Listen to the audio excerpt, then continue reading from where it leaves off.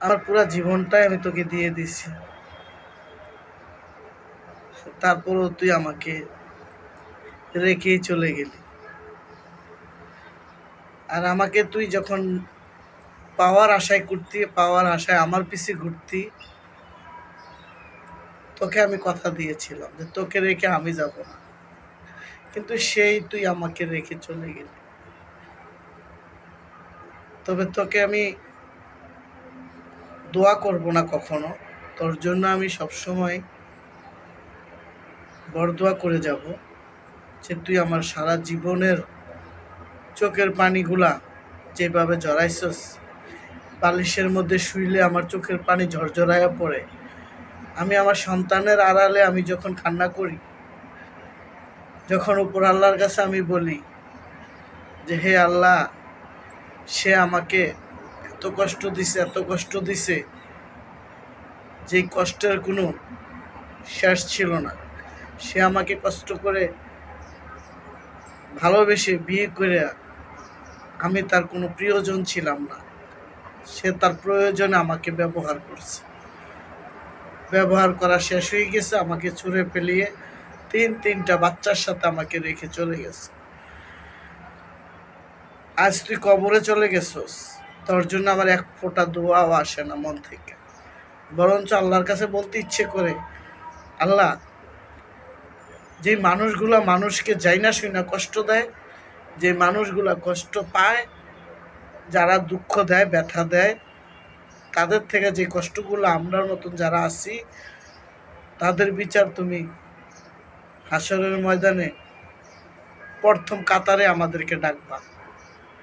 সেই কাতারে তোমার কাছে বলতে চাই, ওই প্রথম কাতারেই বলতে চাই যে হে আল্লাহ, যে মানুষটার জন্য আমি আজ আমার বাবা মাকে ছেড়ে আসছি, ভাই বোনকে ছেড়ে আসছি, আমার সব কিছু ছেড়ে আমি তার হাত ধরে চলে আসছি, যে মানুষটা আমাকে এত ভালোবাসার স্বপ্ন দেখাইলো, যে মানুষটাই আমার পাশে থাকবে বলে আমাকে কষ্ট দিল, সেই মানুষটার বিচারটা আল্লাহ তুমি একমাত্র আমাদেরকে তোমার হাসরের ময়দানের প্রথম কাতারে দাঁড়া করাইবা।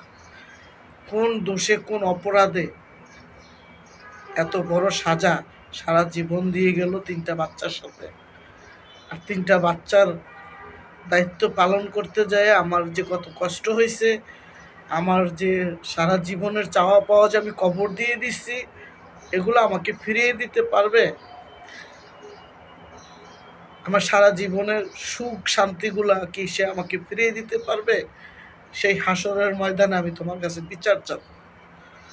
আমি সরল সোজা মানুষ, আমি একজন গ্রামের মানুষ ছিলাম, আমি শহরে আসছিলাম বাতের সন্তানে, আর সেই বাতের সন্তানে আইসা ওনার কাছে আমি ধরা পড়ে যাই। কে জানতো ওই মানুষটা আমাকে ঠকাবে? কে জানতো ওই মানুষটা আমাকে ভালোবাসার নামে সাগরে ভাসাবে? আর কে জানতো ওই মানুষটাই আমাকে এত ব্যথা দিয়ে, এত যন্ত্রণা দিয়ে, তিনটা বাচ্চা দিয়ে আমাকে সারা জীবনের কারাদণ্ড দিয়ে দিবে? এটা জানলে তো আমি কখনো যেতাম না। আমি আমার একলা জীবনটাকে আমি কাটিয়ে দিতাম। ওই একলা জীবনটাকে আমি নিজের মতো করে গুছিয়ে চলতাম, তাহলে আমার ওই তিন বাচ্চার জন্য সারা জীবন আমি কষ্ট করতাম না, মানুষের ধারে ধারে ঘুরতাম না, চারটা ভাতের জন্য আমি এখানে সেখানে ঘুরতাম না, মানুষের ধারে ধারে যাইতাম না, আমি এত কষ্ট পাইতাম না। আমার একা জীবন আমি একলা গুছাইয়া চলতাম। আমি মধ্যে থেকে তোর কাছে যাইয়া আমি তিনটা বাচ্চার মা হয়ে গেলাম। আমি একটা বাচ্চা ছিলাম, আর তুই আমাকে আরো তিনটা বাচ্চা দিয়ে দিলি। সেই বাচ্চাদের দায়িত্ব পালন করতে যাইয়া, ওদেরকে লালন পালন করতে যাইয়া আমার সুন্দর জীবনটা তুই নষ্ট করে দিলি।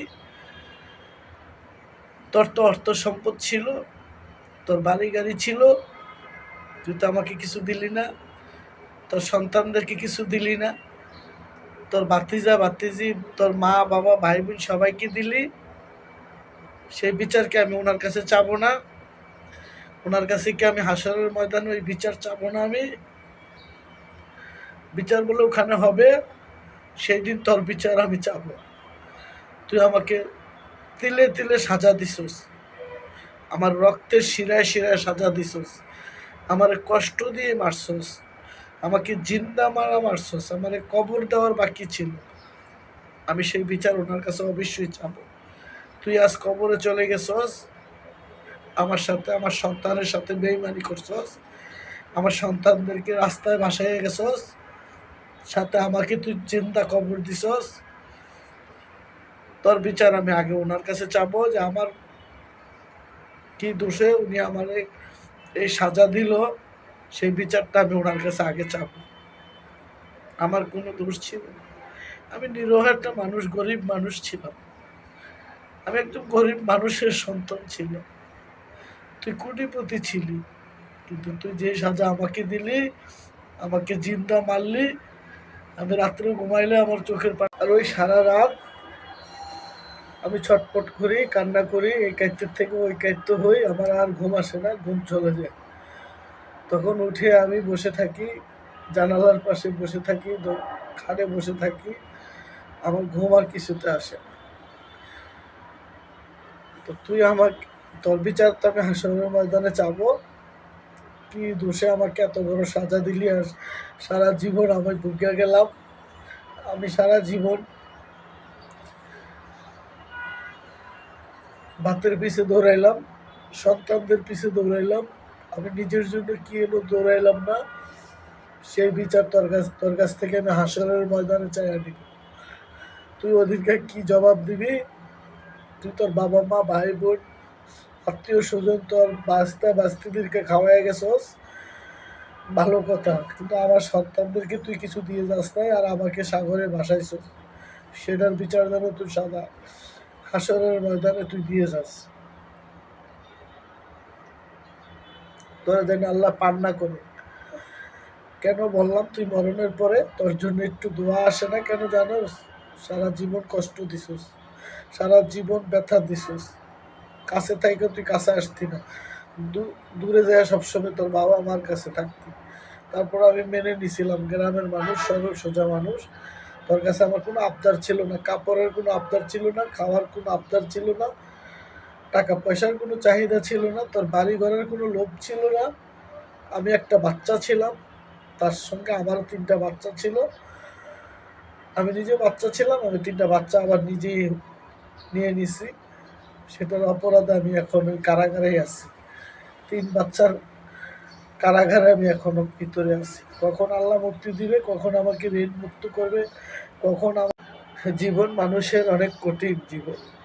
আমি আমার কষ্টের দিনগুলো যদি না জানতাম, না বুঝতাম, কষ্টের দিনগুলো যদি না পার করতাম, তাহলে আমি বুঝতেই পারতাম না যে আমার জীবনে এত বড় ঝড় কিভাবে আসে।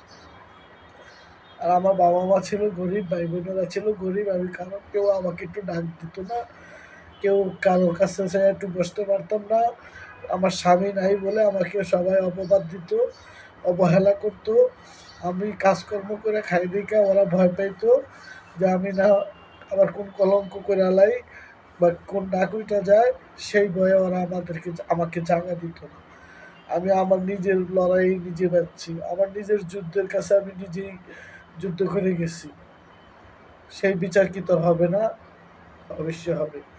আমি তোর সহধর্মিণী হয়ে বলছি যে এই সাজা তুই আমাকে দিস সারা জীবন, আমাকে তুই প্রিয়জন ভাইবা ভালোবাসিস নি, তুই আমাকে প্রয়োজনে ভালোবাসছিলি, তোর প্রয়োজন শেষ হয়ে গেছে, তখন তুই তোর আর আমার খোঁজ খবর নিতি না, আমাকে বের করে দিছস, আমাকে খাওয়ান নাওয়ান দিছস না, পিন্দন দিস নাই, আমাকে কিছুই দিস নাই। আমি যদি বলতে যাই আমার বুকটা ফাইটা কান্না আসে, তাই আমি কান্না করতে পারি নাই। তাই তো তোকে আমি বললাম তোর বিচার যেন উপর আল্লাহ করে। আর তোর সাথে যদি আমার হাসরের ময়দানে যদি 2-1 বার দেখা হয়ে যায় বা হয়, আমি তা ওনার কাছে আগে তোর বিচারটা চাই। তো তুই কোন অপরাধে আমাকে জেল খাটাইলি, কোন অপরাধে আমাকে জেলে ফালাইয়া গেলি?